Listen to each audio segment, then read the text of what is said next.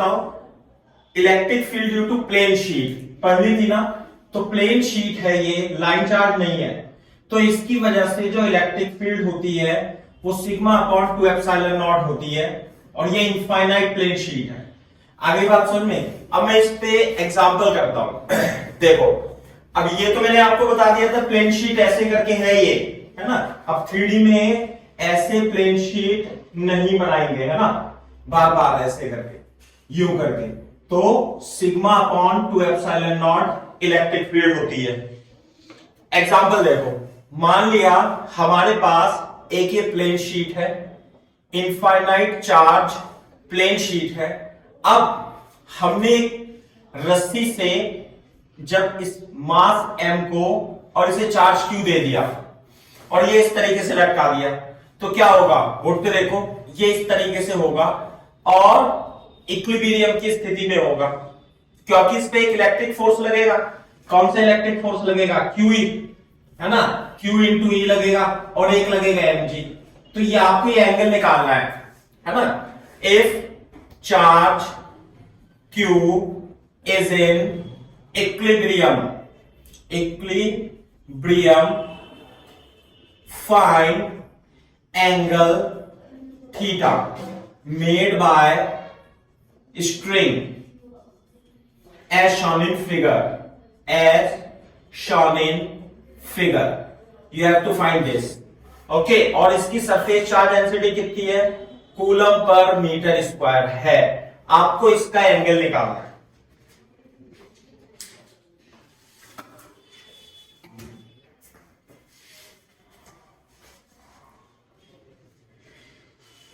दोबारा से चित्र बनाएंगे, इधर देखो, अपन ये सिग्मा चार्ज है, लाइन चार्ज नहीं है ये सरफेस चार्ज डेंसिटी है ना। तो यहां पे जो इलेक्ट्रिक फील्ड होगी, हाँ भाई, यूनिफॉर्म इलेक्ट्रिक फील्ड होती है, और ये electric field sigma upon 2 epsilon not होगा। यदि आप एक चार्ज को यहां पर लटका दे हो ऐसे करके, तो इसमें जो फोर्स लगेंगे, एक तो लगेगा mg और एक लगेगा q इंटू ई। क्लियर है क्या बात। और रस्सी में क्या जाएगा, टेंशन T। समझ में आ रही है बात। और ये एंगल है थीटा और ये हो जाएगा थीटा। तो इक्विलिब्रियम की कंडीशन में x डायरेक्शन और y डायरेक्शन में फोर्स क्या होंगे, इक्वल। तो इधर देखो, तो ये तो इसका t ये वाला कंपोनेंट हो जाएगा t cos थीटा, और ये कंपोनेंट हो जाएगा t sin थीटा, ये QE अपॉन mg। क्लियर है क्या बात। तो जो t sin थीटा होगा it will be equal to QE, और जो t cos थीटा होगा it will be equal to mg। तो यदि हम इक्वेशन नंबर 1 और 2 को डिवाइड कर दें, तो t sin theta, t cos theta, QE upon mg, तो t से t कट जाएगा, तो क्या आएगा भाई, tan theta is equal to QE upon mg। और e की वैल्यू कितनी आएगी भाई, sigma upon 2 epsilon naught mg।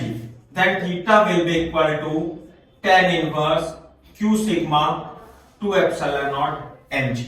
Clear है क्या बात। अच्छा, वो आपसे इस क्वेश्चन में टेंशन भी पूछ सकता है। तो यदि आपसे इस क्वेश्चन में टेंशन पूछा जाएगा तो कैसे करोगे, सौजन्य बताना।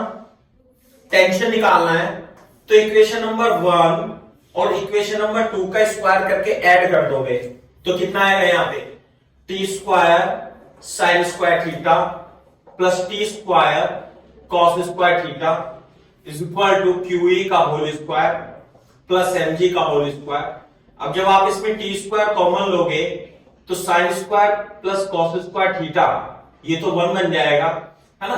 तो जो t आएगा it will be equal to root over QE square plus mg का होल स्क्वायर। तो मैं यहां पे e की वैल्यू रख देता हूं, e की वैल्यू है सिग्मा अपॉन 2 एप्सिलॉन नॉट का स्क्वायर प्लस mg का होल स्क्वायर।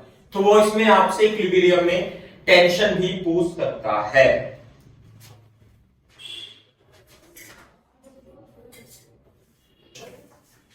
तो इसे आप याद रखना इस तरीके से।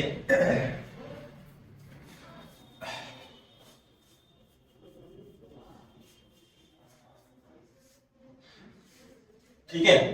अच्छा, अब बोर्ड पे देखो, मैं और एग्जाम्पल करता हूं। देखो क्वेश्चन सुनो, मान लिया हमारे पास एक ये line sorry surface charge density है। सरफेस चार्ज डेंसिटी समझ रहे हो ना, कि ये सरफेस ऐसे दिख रही है, ऐसे होने की जगह कैसे दिख रही है, ऐसे दिख रही है। और एक सरफेस यहां पर है, कैसे है, एक सरफेस चार्ज डेंसिटी और इसकी charge density sigma coulomb per sigma है, और दूसरे की डेंसिटी यहां पर ऐसे करके ये 2 सिग्मा है। तो यहां पर 3 पॉइंट है, ए बी और सी। तो ध्यान से देखना, ये डिस्टेंस ए है, ये भी डिस्टेंस ए है, और ये भी डिस्टेंस ए है ना। लेकिन मान लेते हैं ये डिस्टेंस 2a है। तो आपको ए बी सी पॉइंट पर इलेक्ट्रिक फील्ड निकालनी है। Find electric field at point, short में लिख दिया मैंने, A B and C as shown in figure, as shown in above figure. This is the question. Okay, तो देखो कैसे करेंगे इसे। यहां पे देखो इसका सॉल्यूशन, बोर्ड पे देखो कि हमारे पास 2 है, ये 3 भी हो सकते थे या भी, अभी तो 2 ही है। तो बोर्ड पे देखो, जो surface charge density infinite plate की वजह से जो इलेक्ट्रिक फील्ड होती है वो डिस्टेंस पर डिपेंड नहीं करती। अब यदि इसकी सरफेस चार्ज डेंसिटी सिग्मा है, तो इसकी वजह से इसे 1 प्लेट मान लेते हैं, जो इस पॉइंट पर इलेक्ट्रिक फील्ड होगी वो इधर होगी, है ना भाई, E1। अगर जो मैं इसे मान लू, और ये भी क्या है, प्लस सरफेस चार्ज डेंसिटी इसकी 2 सिग्मा है, यानी कूलम पर मीटर स्क्वायर। तो due to this positive charge electric field will be away from the charge, और ये भी किधर ही होगी भाई, E2 भी इधर ही होगी, है ना। तो E पॉइंट पर जो इलेक्ट्रिक फील्ड होगी टोटल, वो हो जाएगी E1 प्लस E2। तो कितना होगा, E1 प्लस E2, है ना। और E1 क्या होगी, sigma upon 2 epsilon naught. What about E2, इसकी सरफेस चार्ज डेंसिटी है 2 सिग्मा अपॉन 2 एप्सिलॉन नॉट। तो it will be equal to 3/2 sigma upon epsilon naught. It will be A1 towards left. यदि मैं इसे एक्स एक्सिस और Y axis मानता हूं, तो वेक्टर फॉर्म में जो इलेक्ट्रिक फील्ड होगी माइनस आई कैप की तरफ होगी, लेफ्ट की तरफ होगी, है ना। बोर्ड पे देखो, इसी तरीके से यदि मैं, ये डिस्टेंस पे डिपेंड नहीं करती, ये तो वैसे दे दिया इसने फर्जी, है ना। तो यदि मैं सी पे निकालूंगा, तो इसकी वजह से away from the charge, away from the surface होगी, और इसकी वजह से भी अवे फ्रॉम द सरफेस होगी। तो सी पॉइंट पर जो इलेक्ट्रिक फील्ड होगी वो फिर से E1 plus E2, same expression आएगा, दोनों को जोड़ देंगे, 3 सिग्मा अपॉन 2 एप्सिलॉन नॉट होगा। लेकिन वेक्टर फॉर्म में यदि मैं देखूं, तो ये जो इलेक्ट्रिक फील्ड है प्लस आई कैप की तरफ होगी, है ना। जबकि किसी भी पॉइंट पर जो बी है, बी पर 1 के कारण electric field away from the charge होगी, है ना। वेक्टर में लिख देता हूं क्या, और इसकी वजह से जो इलेक्ट्रिक फील्ड होगी वो E2 ऐसे होगा। क्लियर है क्या बात। तो जो E1 है, ये E1 है और ये E2 है। तो जो E1 होगा वो सिग्मा अपॉन 2 एप्सिलॉन नॉट होगा, जबकि जो E2 है ये 2 times of sigma upon epsilon not होगा। तो इस पॉइंट बी पर जो इलेक्ट्रिक फील्ड होगी, इधर तो आ गई कितना, सिग्मा अपॉन 2 एप्सिलॉन नॉट इसकी वजह से, और इधर आ जाएगी इसकी इस वाले चार्ज की वजह से, ये आ जाएगी 2 into sigma upon epsilon naught. तो नेट पॉइंट इलेक्ट्रिक फील्ड जो होगी बी पर, इसमें से इसे घटा देंगे, रिजल्टेंट ले लेंगे, है ना। इसे मैं E1 लिखता हूं, इसे E2, तो आंसर आएगा E2 माइनस E1। तो ये आ जाएगी 2 sigma upon 2 epsilon naught is equal to sigma upon 2 epsilon naught EB, है ना। और वेक्टर फॉर्म में EB कितना आएगा भाई, is equal to -2 sigma epsilon naught I cap, क्योंकि नेट इलेक्ट्रिक फील्ड लेफ्ट की तरफ होगी। ऐसे क्या, ठीक है बेटा, हो गया। अच्छा, अभी देखो यहां पे, अगर जो मैं इस प्रॉब्लम में सिग्मा की जगह यहां पे सिग्मा लिख दूं minus sigma, then you have to find the electric field. अब बताओ, देखो बेटा, बोर्ड पे देखो एक बार, मैं इसका आंसर बताता हूं। ये प्लस है ना, और ये सॉरी मैंने यहां पे गलत बना दिया, ये आएगा माइनस, नेगेटिव। क्लियर है बात? अब इस पॉइंट पे देखो, और ये भी सिग्मा, ये भी सिग्मा, ये 1, तो 1 की वजह से इलेक्ट्रिक फील्ड होगी इधर, कितनी होगी? सिग्मा अपॉन 2 एप्सिलॉन नॉट, क्योंकि ये सिग्मा। और इस नेगेटिव की वजह से इलेक्ट्रिक फील्ड होगी toward the sheet, sigma upon 2 epsilon naught. तो यहां पर है ए, तो इलेक्ट्रिक फील्ड ए पे कितनी आ जाएगी? 0, यानी कि इस वाले पोर्शन में इलेक्ट्रिक फील्ड 0 होगी। क्लियर है क्या बात? अच्छा, इस पॉइंट को देखो सी, यदि आप इस पॉइंट को कंसीडर करते हो तो इसकी वजह से electric field away from the charge sheet होगी, यानी कि सिग्मा अपॉन 2 एप्सिलॉन नॉट। ये नेगेटिव है तो टुवर्ड्स द, ये तो E1 हो गई, ऐसे मान लो आप, ये E2 हो गई, और इसमें ये E1 थी और ये E2 थी, तो यहां पे सिग्मा अपॉन 2 एप्सिलॉन नॉट होगी। तो C पर जो इलेक्ट्रिक फील्ड आएगी वो भी क्या हो जाएगी? 0 हो जाएगी। तो यानी इस पोर्शन में भी, यहां पर भी इलेक्ट्रिक फील्ड 0 होगी, जबकि अगर जो मैं ये कंसीडर करूं इस पॉइंट को, तो इसकी वजह से इलेक्ट्रिक फील्ड E1 यानी कि सिग्मा अपॉन 2 एप्सिलॉन नॉट, तो इसकी वजह से होगी अवे फ्रॉम द शीट, और इसकी वजह से टुवर्ड्स द शीट होगी, और ये हो जाएगा E2। लेकिन क्योंकि ये सिग्मा है तो यहां पे minus sigma upon 2 epsilon not नहीं लिखेंगे, माइनस तो ये बताता है कि इधर की ओर होगी। तो बी पॉइंट पर जो इलेक्ट्रिक फील्ड होगी EB, वो कितनी होगी? Sigma upon 2 epsilon not, sigma upon 2 epsilon not, sigma upon epsilon not be हो जाएगी। और वेक्टर फॉर्म में न्यूटन पर कूलम, ऐसे आंसर लिख देंगे। यदि मैं इसे एक्स एक्सिस और वाई एक्सिस लिखता हूं, तो यही जो बेसिक है, यही कैपेसिटर की स्टार्टिंग, नेक्स्ट चैप्टर की स्टार्टिंग यहीं से होगी।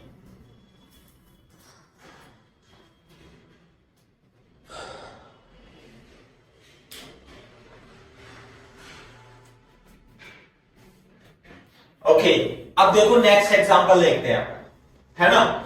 मान लेते हैं हमारे पास, बोर्ड पे देखो, ये शीट है, इनफाइनाइट चार्ज शीट, ऐसे करके इनफाइनाइट, ये इधर भी इनफाइनाइट, इधर भी इनफाइनाइट, और इधर भी इनफाइनाइट है। क्लियर है क्या बात?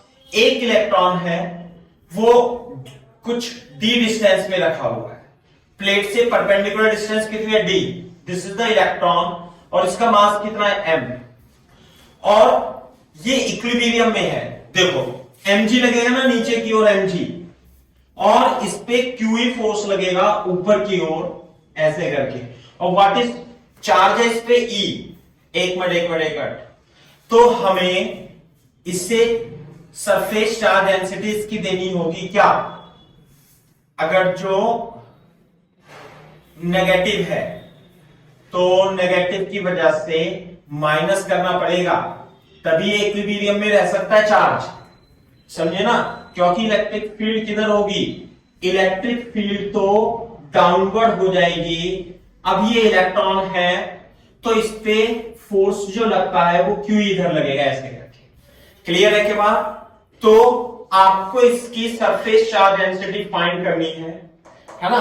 You have to find the surface charge density of surface charge density sigma, so that electron at perpendicular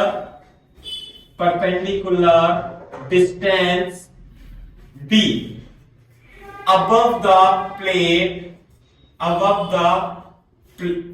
the infinite sheet is in equilibrium.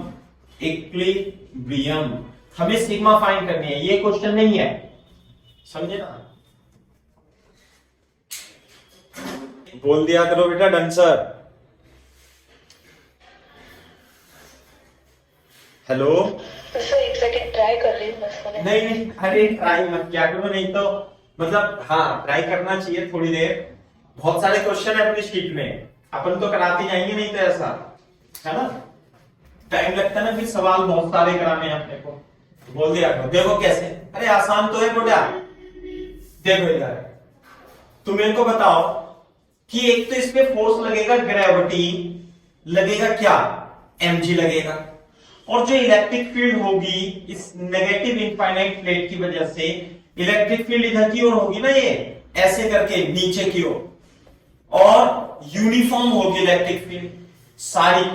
और इलेक्ट्रिक फील्ड कितनी होगी भाई, सिग्मा अपॉन 2 एप्सिलॉन नॉट होगी। मान लेते हैं इसका सिग्मा ये निकालना है। तो नेगेटिव चार्ज पर फोर्स इलेक्ट्रिक फील्ड की अपोजिट डायरेक्शन में लगता है, तो ये फोर्स, इलेक्ट्रिक फोर्स mg को बैलेंस कर देगा इक्विलिब्रियम में, है ना। तो Fe जो होगी वो Q इंटू ई mg होगा, और चार्ज क्या होता है E। अब यहां माइनस ई नहीं लिखना है ना, क्योंकि हम मैग्नीट्यूड की बात कर रहे हैं। और electric field sigma upon 2 epsilon naught mg, तो सिग्मा हो जाएगा 2 epsilon naught mg upon E।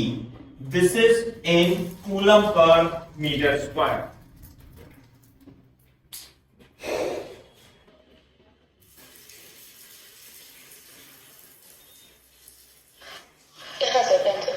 ठीक है, अच्छा देखो अब इस क्वेश्चन में देखो, मैं इसे थोड़ा और मॉडिफाई करता हूं और आप समझना। If in above question in, अब मैं इसकी सरफेस चार्ज डेंसिटी सिग्मा की जगह 2 सिग्मा यदि कर दूं, बोर्ड पे देखो, सिग्मा की जगह ये थी 2 सिग्मा कर देता हूं मान लिया, तो क्या होगा बताओ। ये वाला फोर्स mg तो हमेशा सेम रहेगा, और ये वाला फोर्स बढ़ जाएगा, दुगना हो जाएगा। बात समझ में आ रही है? तो जब मैं इस इलेक्ट्रॉन को रिलीज करूंगा तो क्या होगा, ये ऊपर भागेगा। बात समझ में आई ना भाई, mg तो सेम है, अगर जो मैं इसकी ट्वाइस कर दूं सरफेस चार्ज डेंसिटी, तो ये वाला फोर्स इससे दुगना हो जाएगा, और नेट फोर्स, अभी तो यहां पर नेट फोर्स कितना था, 0, तो अब इस केस में नेट फोर्स इधर की ओर आ जाएगा, तो उसकी वजह से इसका एक्सेलरेशन आ जाएगा। तो आपको क्या करना है, when it is released from rest, you have to find the velocity और speed of the particle when it becomes at distance double from its initial position. ये क्वेश्चन है। क्वेश्चन समझ में आ रहा है नहीं आ रहा है?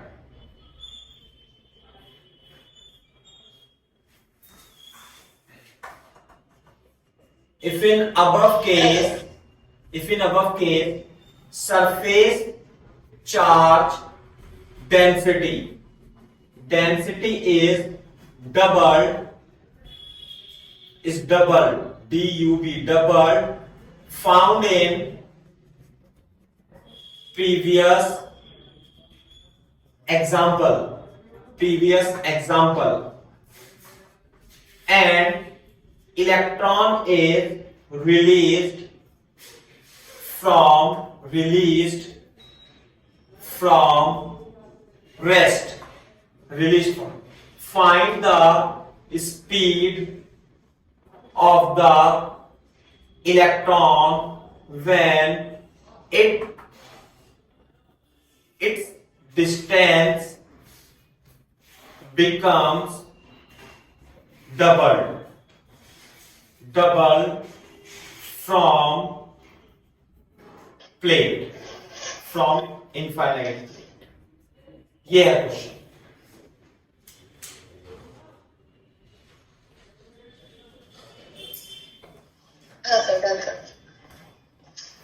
सही है बात? तो कैसे करेंगे देखो, बोर्ड पे देखो, अगर जो बोर्ड पे देखना इधर, मान लेते हैं, ये मान लिया सरफेस चार्ज डेंसिटी थी नेगेटिव नेगेटिव नेगेटिव, तो इलेक्ट्रिक फील्ड तो ऐसे था नीचे की ओर, सही है। अब मान लिया डिस्टेंस d पर यहां पे इलेक्ट्रॉन था इक्विलिब्रियम पोजीशन, यदि ये 2 सिग्मा हो गया, 2 सिग्मा हो गया, तो यानी एक तो फोर्स लगेगा इस पे F डैश और एक लगेगा mg, तो नेट फोर्स जो आएगा ऊपर की ओर आएगा, तो F नेट कितना होगा भाई, F dash minus mg। Clear है क्या बात? तो मेरी तरफ ध्यान से देखो, F क्या होगा, E into E minus mg, और इलेक्ट्रिक फील्ड कितनी होगी, 2 sigma upon 2 epsilon not minus mg।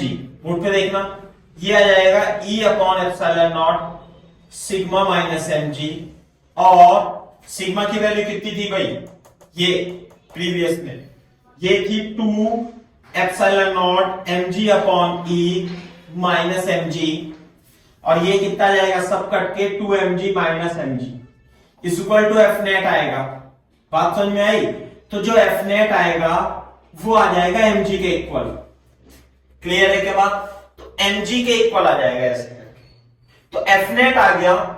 तो अब मैं इसका एक्सेलरेशन निकालूंगा, तो ये तो मैं साफ ही कर देता हूं, ये तो प्रीवियस क्वेश्चन का पार्ट था, है ना। इसमें हमने इलेक्ट्रिक फील्ड क्या रखी भाई, 2 times of electric field found in previous question, तो F net is equal to m into A होता है, तो एक्सेलरेशन आ जाएगा इसमें g। तो यानी जब आप इस इलेक्ट्रॉन को रिलीज करोगे तो ये g एक्सेलरेशन से ऊपर की तरफ भागेगा, सही है।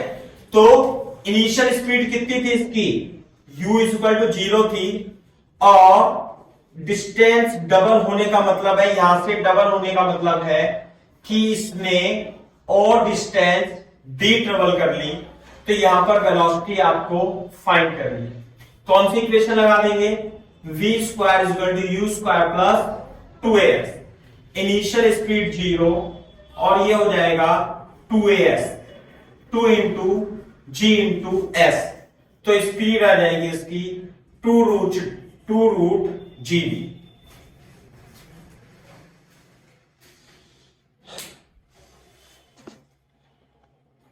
अभी आप मेरे को ये बताओ, फॉर एग्जाम्पल यदि आप किसी प्रोजेक्टाइल को ऐसे फेंकते हो, कैसे, m थीटा और u से, तो भाई टाइम पीरियड कितना होता है इसका, 2u sine theta upon g, जो रेंज होगी u square sign 2 theta upon g, है ना। तो यही होगी मैक्सिमम हाइट, भी अपने को पता है, h is equal to u square sine square theta upon 2g ऐसे होता है। बोर्ड पे देखो, अभी हमारे पास ये एक इनफाइनाइट प्लेट है और इसकी सरफेस चार्ज डेंसिटी सिग्मा है। क्लियर है क्या बात? बोर्ड पे देखना एक बार, इसे मैं y एक्सिस और इसे मैं ऐसे x एक्सिस मान लेता हूं, सही है बात। ये प्लेट इनफाइनाइट की तरफ है ऐसे, और इसकी सरफेस चार्ज डेंसिटी सिग्मा है।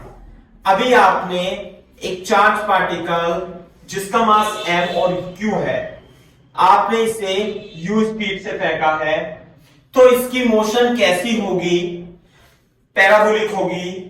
क्लियर है क्या बात? तो आपको इस केस में फाइंड टाइम ऑफ फ्लाइट, है ना, फर्स्ट, सेकेंड हॉरिजॉन्टल रेंज, है ना, third maximum height of charge particle as shown in above figure। इसकी सरफेस चार्ज डेंसिटी सिग्मा है, infinite uniform charge sheet having surface charge density sigma ऐसे, और angle है ये थीटा।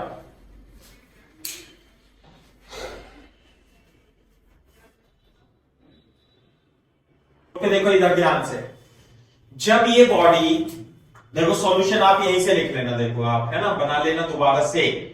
बोर्ड पे देखो, जब ये बॉडी किसी बॉडी को आप फेंकोगे तो मेरे को बता सकते हो जब ये हवा में होगा तो इस पे कितने फोर्स लगेंगे? मास m q की वजह से इसमें 2 फोर्स लगेंगे। कौन कौन से? एक तो लगेगा mg ड्यू टू ग्रेविटी लगेगा। दूसरा फोर्स कौन सा लगेगा बेटा? दूसरा फोर्स बताओ आप। तो यहाँ पे चार्ज है तो QE। अब इसकी वजह से इलेक्ट्रिक फील्ड क्या होगी? अरे ऊपर की ओर होगी ना, ऐसे करके यूनिफॉर्म इलेक्ट्रिक फील्ड होगी सब जगह। तो इस पे चार्ज QE भी लगेगा। क्लियर है क्या बात? तो बोर्ड पे देखो, इस पे नेट थोड़ी देर के लिए मान लेते हैं जो mg है वो QE से बड़ा होगा, समझे ना? mg will be equal to greater than QE। तो अगर जो आपसे मैं इसमें पूछूं नेट फोर्स कितना होगा, तो net force mg minus QE होगा। क्लियर है क्या बात? तो इसमें g फैक्टिव जो आएगा F net is equal to minus g effective, m into g effective will be equal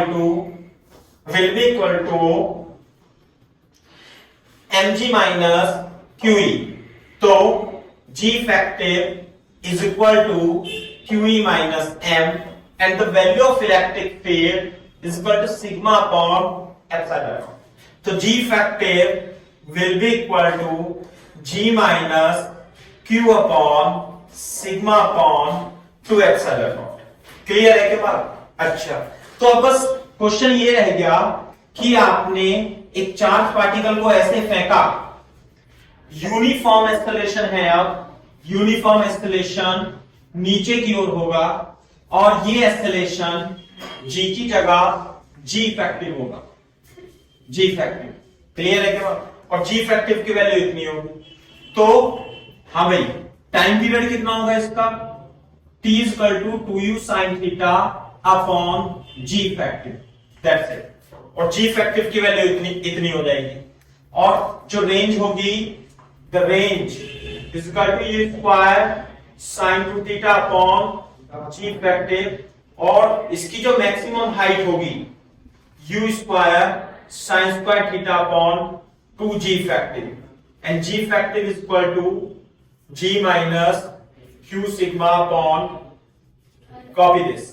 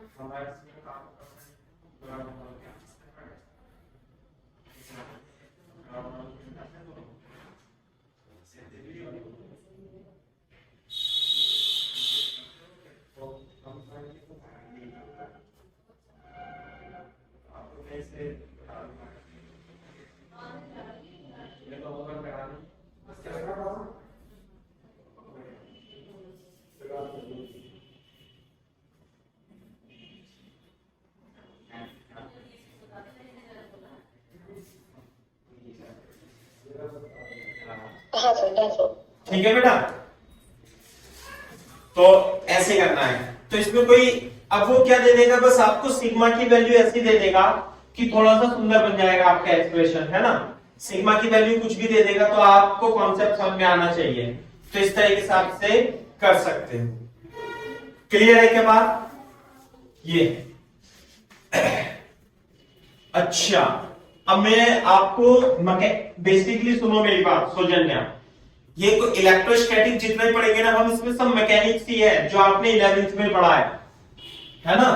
तो बस फॉर्मूलों की शक्ल बदल जाती है, कॉन्सेप्ट सेम ही रहता है। क्लियर है बात? जैसे आप मेरे को बता दो अगर जो ये सिंपल पेंडुलम है इसकी लेंथ L है और ये ऑस्किलेशन कर रहा है मोशन अंडर ग्रेविटी, तो टाइम पीरियड कितना होता है इसका बताना, 2 pi root L upon G होता है। क्लियर है के बाद? अच्छा, अगर जो मैं इसे एक लिफ्ट में रख दूं, लिफ्ट में रख दूं और इसका एक्सेलरेशन ऊपर की ओर g है, तो क्या आप मेरे को अब इसका टाइम पीरियड बता सकते हो कितना होगा?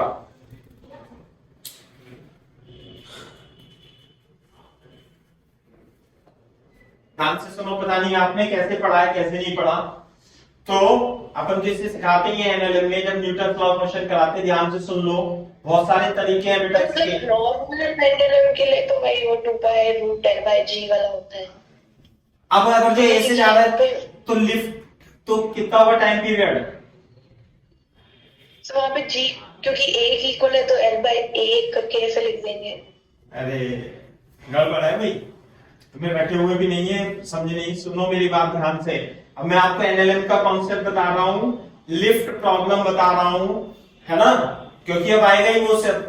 तो लिफ्ट जब ऊपर चलती है किसी एक्सेलरेशन से, ध्यान से सुन लो, लिफ्ट प्रॉब्लम ऐसे कराते हैं ना, बोर्ड पे देखो, अगर जो कोई लिफ्ट एक्सेलरेशन से ऊपर चल रही है तो आप एक non inertial frame of reference में हो। क्लियर है के बाद? तो यदि आप किसी ऑब्जेक्ट को कंसीडर करोगे तो उस पे how many force you will apply? There will be 2 forces, एक तो लगेगा mg और दूसरा कौन सा लगेगा सौजन्या? Pseudo force. सर तो ऊपर जा रही तो A और G को ऐड तो करेंगे वही सेम फॉर्मूले में डाल। हाँ वेरी गुड, ऊपर जा रही है तो जो G 2 pi root L by G वाला ही है, लेकिन G में A भी ऐड हाँ जा रही है, 2 पाई जा रही होगी तो सब्ट्रैक्ट G प्लस A, बस दैट्स इट। तो क्लियर है? तो ये हाँ हाँ बिल्कुल सही बात। हाँ सर हाँ। तो ऊपर जाती है तो G प्लस ए हो जाता है, नीचे जाती है तो G माइनस ए हो जाता है, सूडो फोर्स लगता है, उसका एक्सप्लेनेशन अलग है। लेकिन अभी हमारा क्वेश्चन थोड़ा सा अलग है। देखो, अगर जो मान लेते हैं ये मास m है, लेंथ L है और इसका time period of oscillation T है, टाइम पीरियड ऑफ ऑस्किलेशन चलो T है, बात समझ गए? T कितना आएगा? 2 pi root L upon G, इतना आएगा, time period of oscillation T है। तो बोर्ड पे देखो इधर ध्यान से, यदि मैं इसका चार्ज QB है, इस पे चार्ज QB है और एक इलेक्ट्रिक फील्ड, बोर्ड पे देखो ध्यान से, इलेक्ट्रिक फील्ड स्विच ऑन कर देता हूं ऐसे करके, U ऐसे करके, और इलेक्ट्रिक फील्ड की वैल्यू है E। क्लियर है क्या बात? अगर जो इलेक्ट्रिक फील्ड E नीचे लगती है और चार्ज और मास m है और ये L लेंथ से ऐसे ही बंधा हुआ है ना, ये क्वेश्चन है, क्वेश्चन तो ये है ऐसे करके, है ना, ऐसे देखो, ये तो सॉल्यूशन हो गया इसका, ये टाइम पीरियड है ना। If at t is equal to 0 and electric field E is switch on downward, find time period of oscillation for time period for small oscillation। Clear है क्या बात? ये है क्वेश्चन।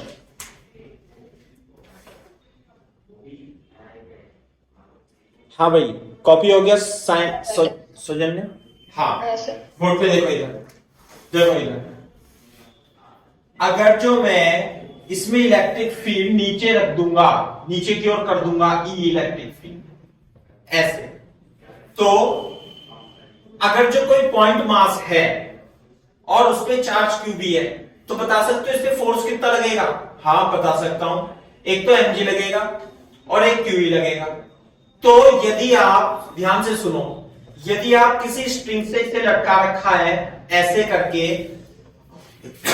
और आप रस्सी कट कर दो यूं करके, तो ये मास m चार्ज q कितने एक्सेलरेशन से नीचे जाएगा? F net is equal to M, F net कितना होगा? mg प्लस qe, और g इफेक्टिव निकाल लेंगे mg प्लस qe, तो g इफेक्टिव जो होगा, g effective mg g plus qe by m होगा। क्लियर है क्या बात? तो जब आप इसे ध्यान से सुनो, थोड़ा स्मॉल डिफ्लेक्शन करके छोड़ोगे तो ये ऑसिलेशन ही करेगा ऐसे ऐसे करके, लेकिन अब की बात टाइम पीरियड कितना हो जाएगा इसका? 2 pi root L upon G effective, और जी इफेक्टिव की जगह क्या लेंगे हम? G plus Q upon QE upon M लेंगे, तो जो टाइम पीरियड आ जाएगा इसका वो इतना आ जाएगा।